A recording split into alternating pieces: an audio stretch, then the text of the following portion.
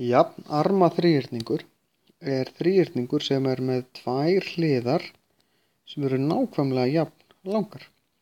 Þriðja hliðin hins vegar er annaðhvort lengri eða styttri.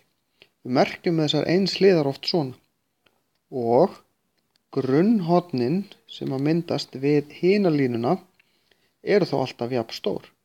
Þannig að ef ég veit til dæmis þetta horn hér, þá veit ég að þetta er jafn stórt, þá veit ég 2 og get fundið að þriðja.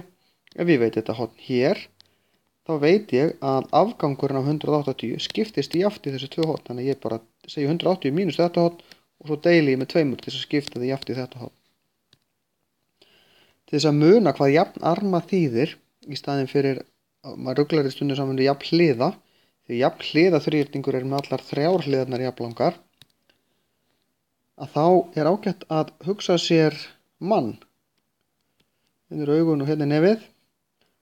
Hann heldur úti 2 kannski jafn löngum örmum. Þess vegna eru 2 hliðar jafn langar því við erum með 2 arma.